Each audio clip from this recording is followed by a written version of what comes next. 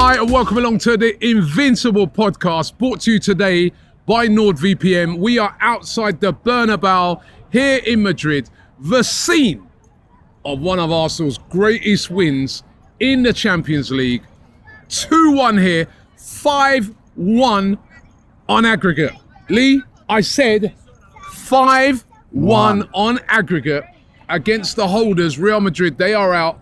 Arsenal progressed through to the semi-finals.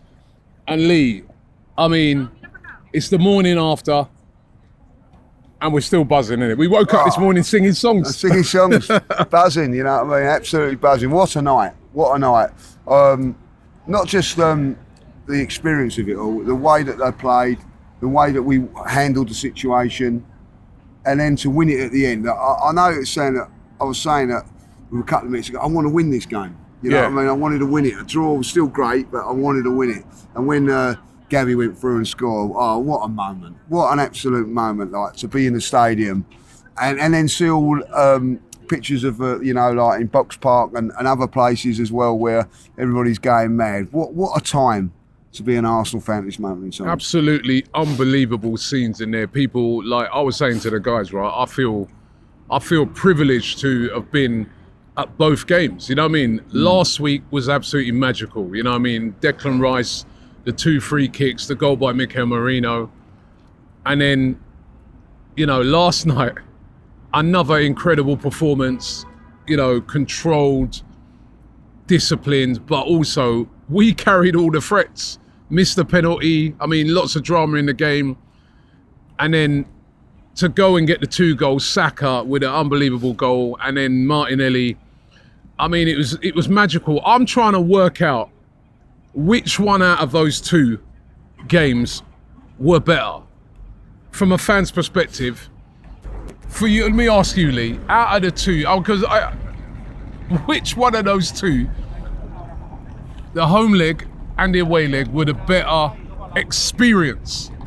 I'm not talking about performance, better experience for the fan. It's a great thing, because you asked me just before, and I think from a footballing point of view, it was probably last night. But from a fan's point of view, I think it has to be at the Emirates.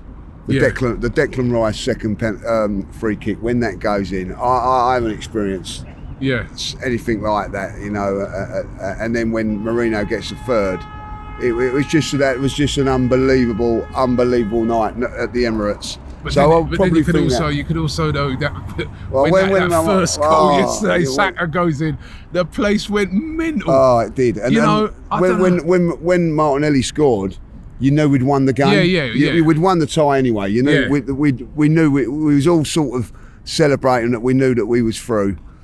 But then for him to finish it off with that, the scenes in there afterwards. It was incredible. It was incredible. I mean, I'm trying to work out which one's better. I mean, probably I agree with you, Lee, like the one last week just edges it, because I think the reason why it edges it for me is the fact that you're going into that is 0-0.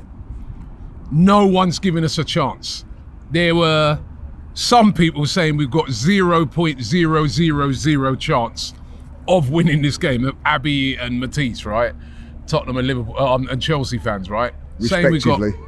They said we got 0.000% chance. We go and we win that game. We didn't just win that game. We absolutely battered Real Madrid. The 2 Declan Rice goals, the Merino goal. I don't know. I think that one's got to go down as the better one, because at that stage nobody gave us a chance. Whereas in this one, we did have a chance. But even then, you still know about the history of Real Madrid, their ability to come back. And I just felt that, the way we won that game yesterday was amazing. It was an amazing experience. And that's why I said I feel utterly privileged. This is something I can tell my kids, right? I'm privileged to have been witnessed both of those games. Yeah. They're historic. That's a great point.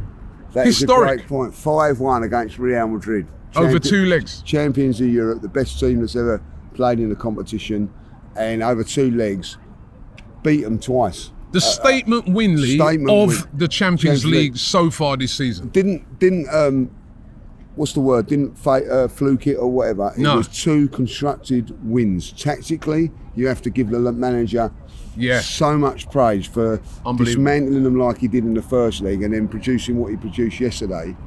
They knew exactly what they was doing yesterday. There was no. I was nervous before the game, thinking, oh, you know, this could happen and whatever. But after 10 minutes, I thought, oh, we're in safe hands here with the way the tactics were, the way the players were playing. Big mention, you know, to Kivior, because everybody.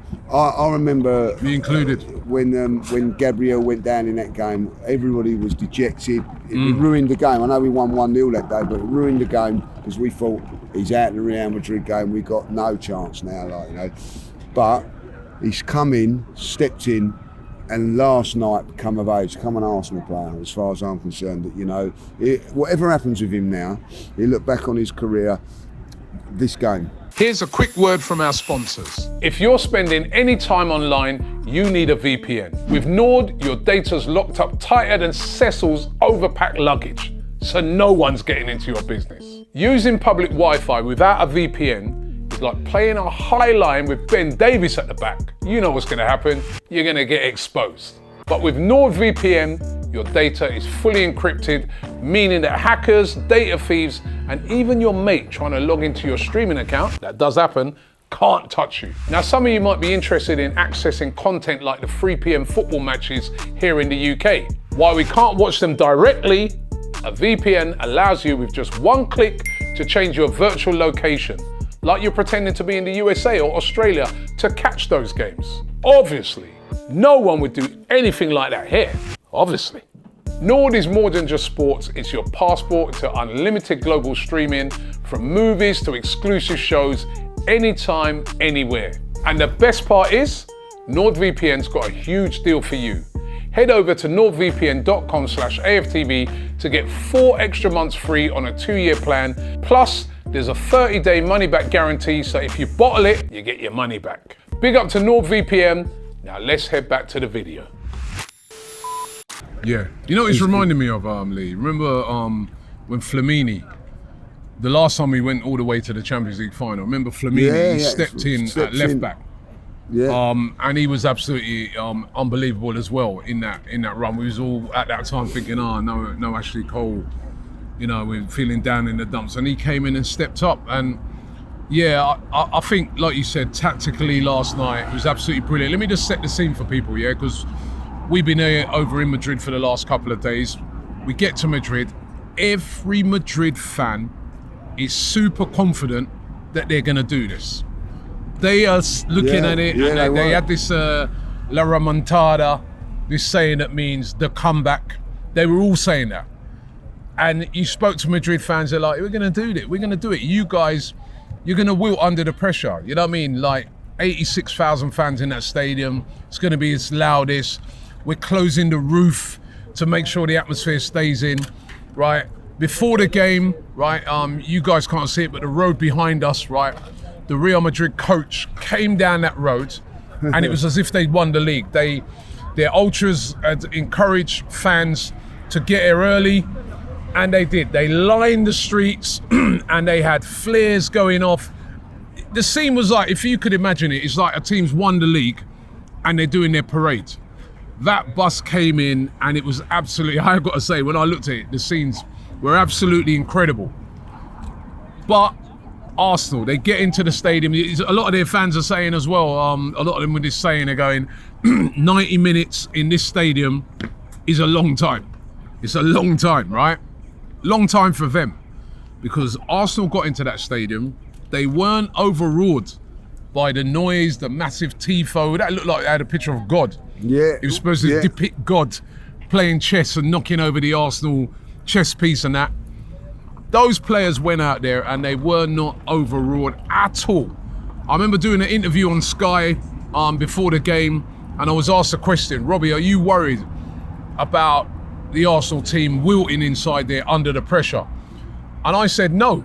I said, even, you know, and Darmashesh said to me, he goes, yeah, but they're a very young side. I said, yeah, but think of the young players in that team. They're experienced already. Players like Saka, They've played at the highest level for their country in finals of the Euros, in World Cup semis and things. They're not going to wilt under that pressure. I don't think that. Even a player like Mars Lewis Skelly, look what he did in his first England game. The first debut game, he goes and scores and was brilliant.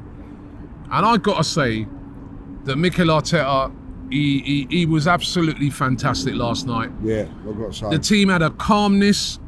They didn't play with any emotions of the, you know what I mean? They didn't let the emotions of the occasion get to them. They played like how we've seen them play away from home in many games this season. They were amazingly. No, they were. It was an amazing team performance. I think like you have to give the manager credit because he'd lined that team up yesterday, and it could have wilted. It could have gone wrong for us with a penalty decision, which when you look back at it, it's 100% not a penalty, but not enough for really to be turned over. So credit to VAR. In the Premier League, they were given This is where the Premier League needs to learn, right? Because they got this really ridiculous. Basically, the Premier League have their own rule where basically they don't want to turn over anything, even if they concede that it's wrong. They put this little disguise thing in there about clear and obvious, which they use to always make sure that their guy on the pitch gets it right, even when it's wrong. Fortunately, in the Champions League, if something for them is obviously wrong, they tell the referee, nah, that weren't enough for him to go over like that. That's 100%. Just the natural tangling that you get from a set piece. Our one on the other end was a definite penalty. I think the referee got that right. Didn't see it from our end. Well, VAR, that was VAR as well, wasn't it? They got that right because nobody had given that. At one stage, we were wondering who they checking the VR for. That's the thing when you're in the ground. You don't realise, is it something that we did at the other end or was it, you know? Yeah, we didn't know. We didn't know. So. But that was definitely a penalty. And then, you know, I heard that you was absolutely losing it when Saka missed that penalty. Tell us why. I did. I absolutely lost it with him because that was the moment. And why do you think it like? I don't know. Only he would know. The thing is, if he smashes it and does a proper penalty and it's saved, I think you accept it. But what he done yesterday, I couldn't accept. I just thought it was wrong decision. I don't know what Mikel was thinking of what he said to him and whatever. I'm pretty sure they bust up at half time with the right back who's injured at the moment, like saying to say, look, trying to take the mickey and all that. I don't know. Do you reckon, right? This is my theory on it, and obviously, unless you speak to Saka, you don't know. Courtois is a huge goalkeeper, big goalkeeper, good shot stopper, gets down really quick. So do you think he's thinking to himself, right, instead of going corners, I was going to dink it over in the middle? Like he got it wrong. Instead of hitting it in the middle, he hit it to the corner. Because when you're doing them Rabonas, you always dink it down the middle, innit? You don't. Listen, I'm going to say it now, like, you don't take a penalty like that. I've never took a penalty like that. Never would do. You know. He needs to watch your penalty that you took. That was exactly an important game. It was an important game, semi-final, penalty shootout. Wall up, no, give him the eyes, bosh in.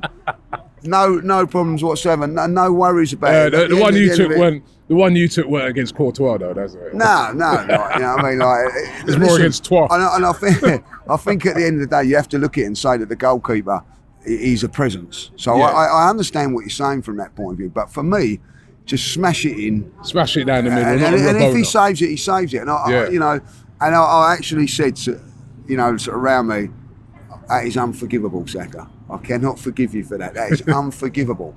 Like, and then, what was it, 10 minutes later, they have a penalty that could have all gone wrong. But in the second half, as soon as he scored that, I was shouting, I'm on the thing, because she's standing up because he had that row on it. I forgive you. I forgive you. I forgive you. All is forgiven. I forgive you. Because that was sheer quality what he done. And I will say, look, if he walked past here now, I'll say you shouldn't have done it. That's my thing. But his mentality to do what he done, and it's a little dink for the goal. Yeah. It's a great goal, by the way. Marino's got to take a lot of credit. I thought he was superb against. Great assist. Great move. The way we opened them up, moved it around, and got the opening.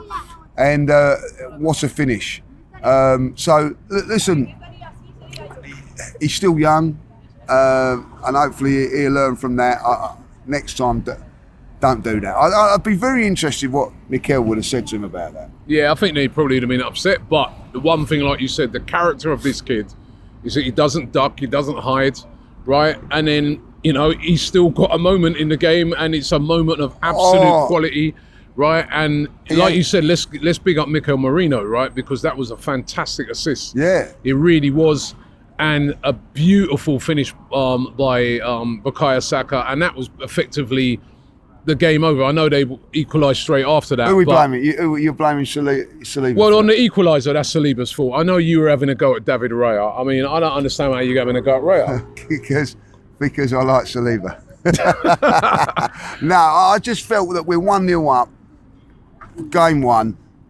Just, I get it that, you know, it's the way it play. I just think just get it down there in for that first 5 minutes. I'm a little bit old school, like, you can't score down that end. I don't know. I think what they were doing there was right. It's to just keep controlling the game. Yeah, and it's the way they play. I get that. And I get that. It was a mistake by Saliba. I think for the first time in the tie, we switched off.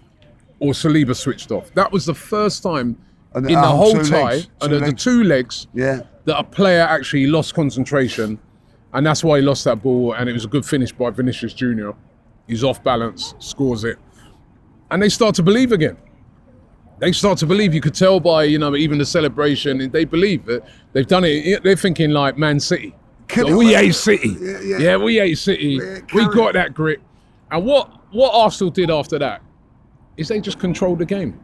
That's when Declan Rice become unbelievable in there. Declan Rice, by the way, playing on a yellow card, knowing that he goes and if he messes up, like what Partey did very stupidly later on. But if he messes up, he's out of that semi-final, and you got the semi-final within touching distance. And he just ran the game, didn't he? Yeah, unbelievable. And obviously, he got the yellow card rescinded as well for the penalty, didn't he? Because he was booked and out of that. A lot of people don't realise that decision at that moment in time, if that would have been given, the yellow card would have stood. They would have scored. They could have gone on and won. If they didn't go and win, he's out for the semi-final. He's out for the semi-final. And Thomas Partey would have been out for the semi-final. So it was a massive, massive moment there. Yeah. But from that moment, I just thought he schooled Jude Bellingham. I would say that, you know, I don't like his antics when he's playing football, Jude Bellingham. But at the end of the day, he you would if he played for you. Yeah. Do you know what? When he plays for England, a few people have said it to me, and I've not noticed it.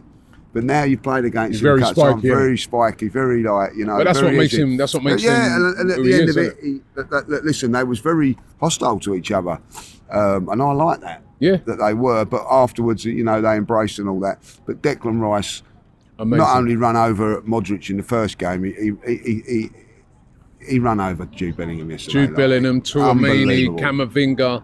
Like every single one of them. I want to ask you this, Lee.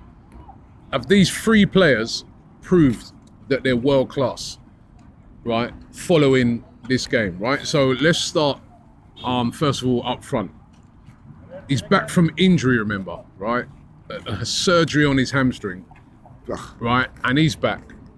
And up against the front 3 going into this game, everybody was talking about Mbappe, who we know is world class, Vinicius Junior, world class, and Rodrigo, who people say he's world class.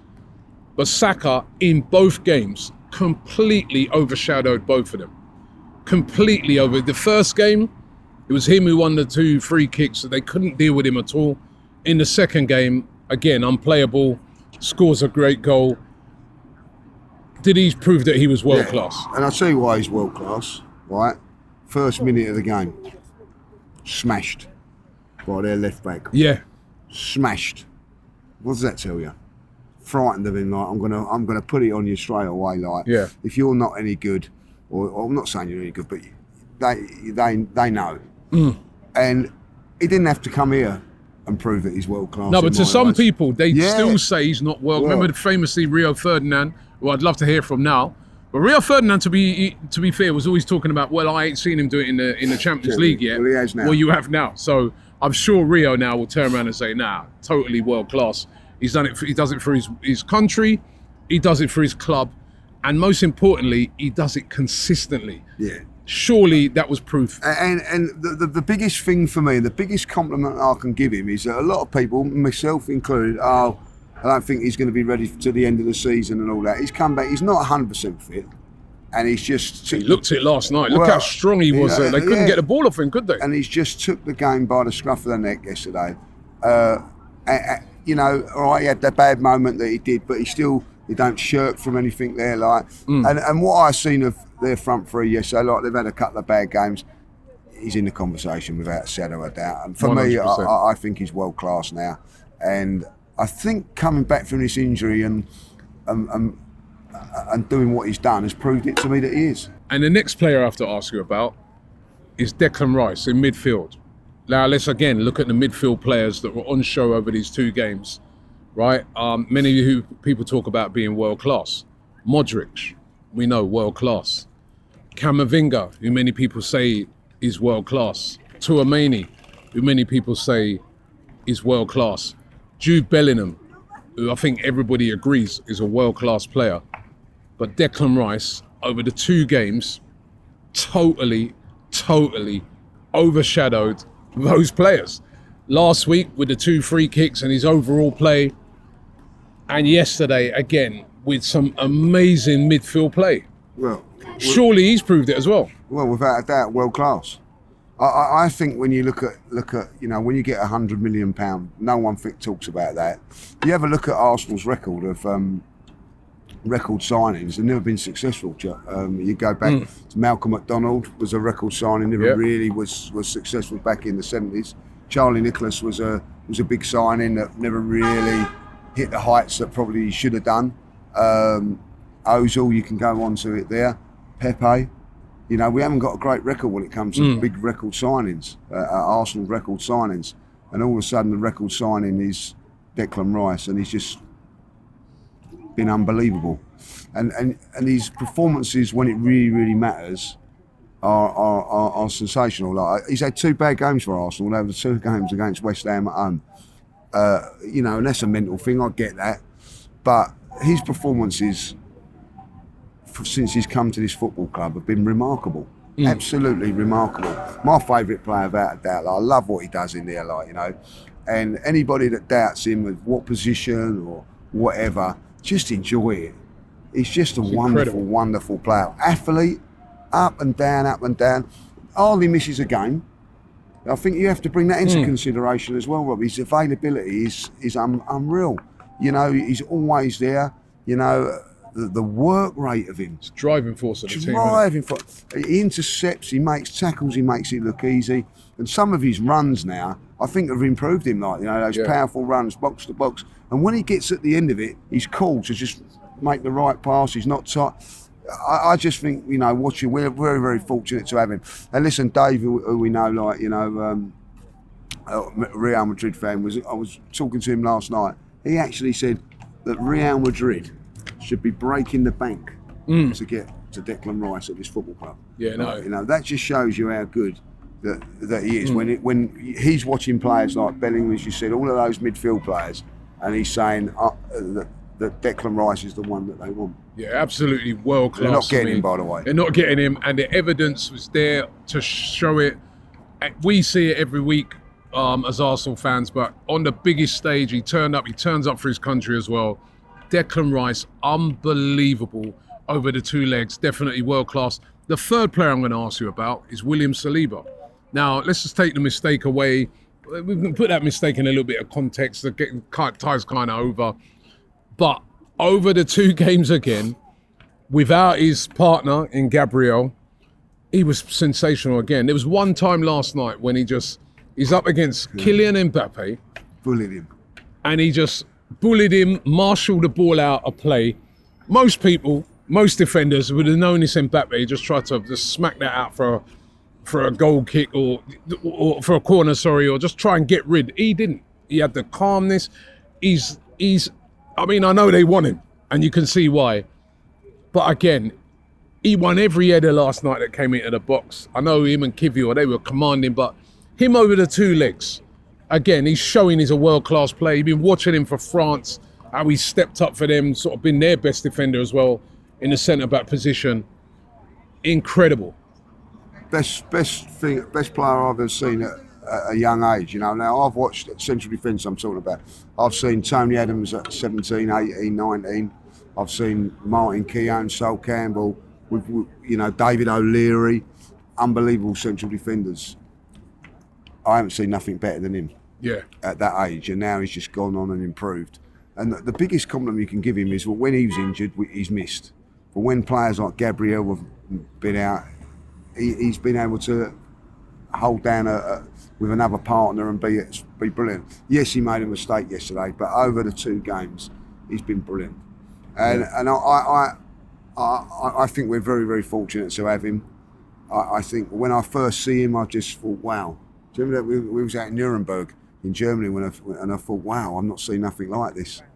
And I think he's getting better and better. The great thing about him, and he's got everything, Rob. He's got pace, he's got power, he can play as well. Yeah. You have a look at all of the great centre halves that Arsenal have had. They've always had like Tony Adams, this great leader, great, not 100% pace. Would be doubtful.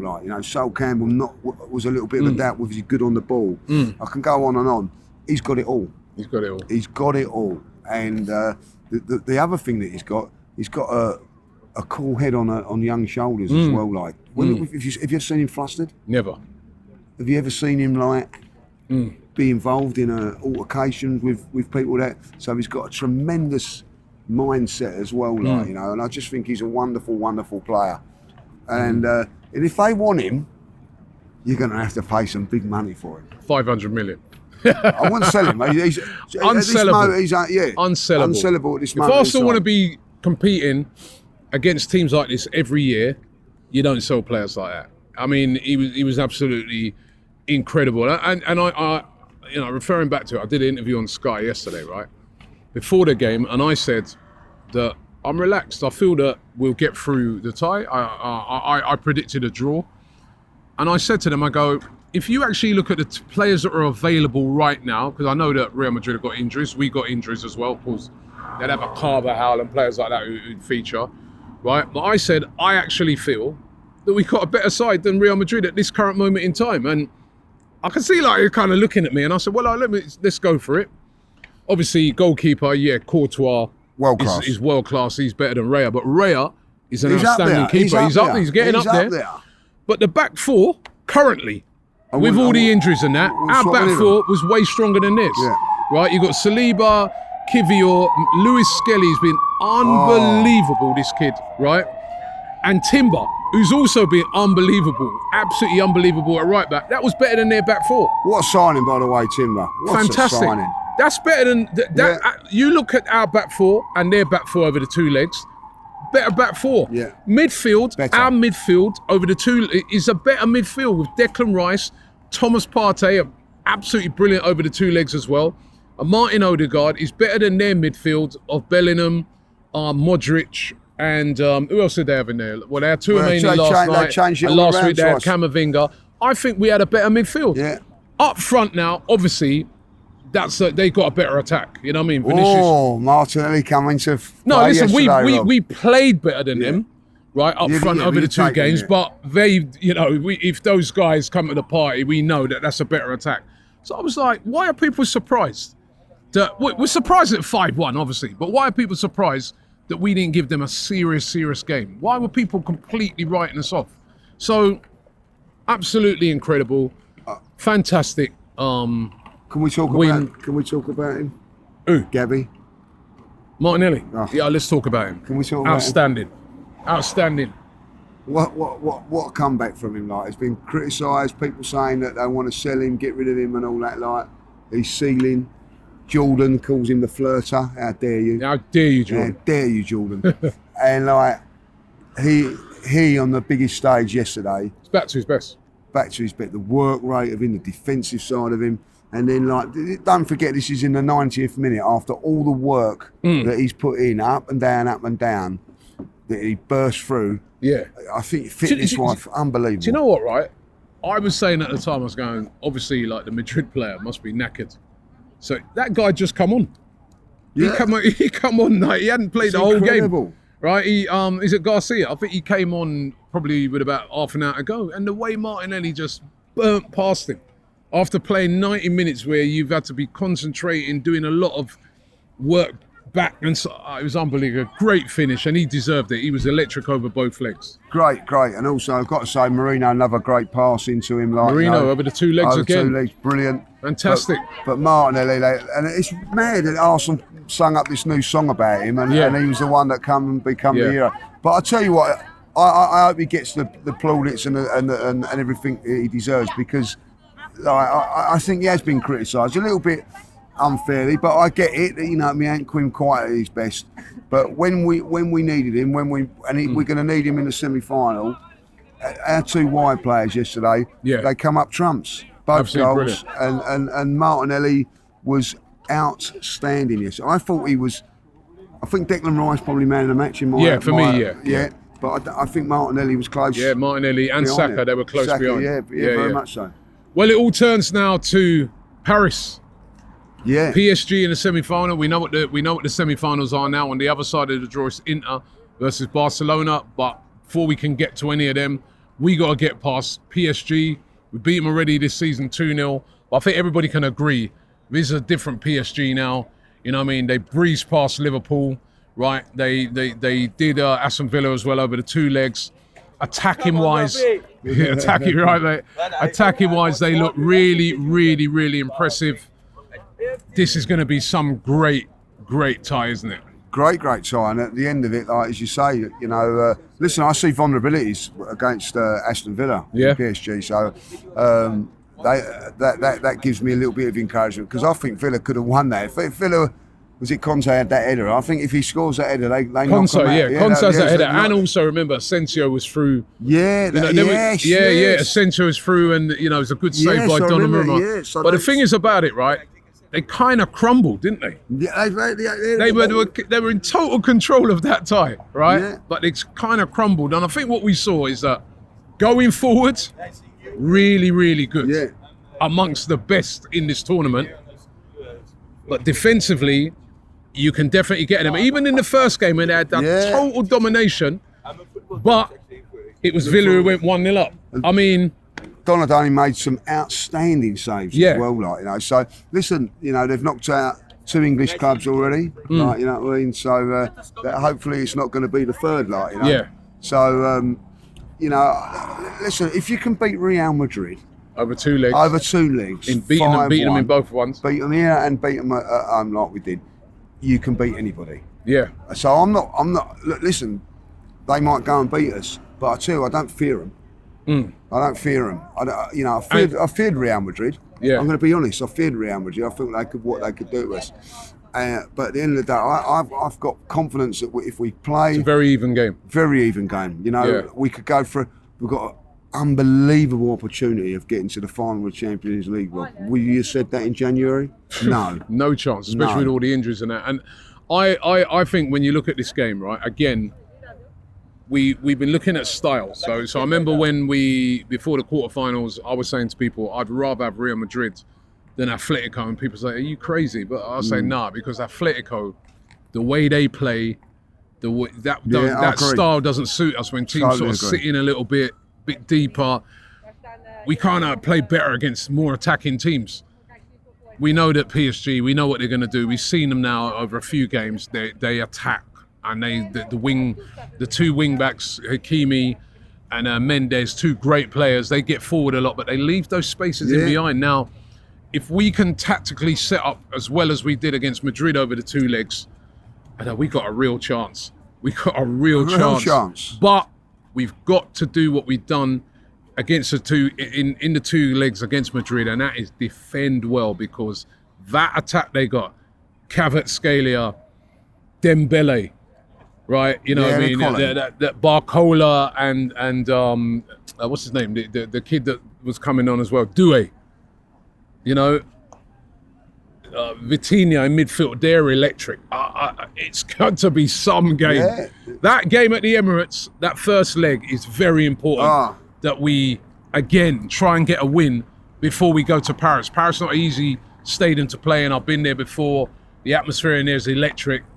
it's going to be a great semi-final. It is, and it's one to look forward to, and it keeps our season alive, Rob. That's the main thing as well. Like, you know, we've now got this to look forward to. You know, we've been talking about how we're gonna get there and everything like that. It's just fantastic. And at the end of the day, let it sink in. We're in a semi-final, and deservedly so. We've been one of the, you know, not only have we been one of the best team in the knockout stages, we're one of the top three in the league stages as well.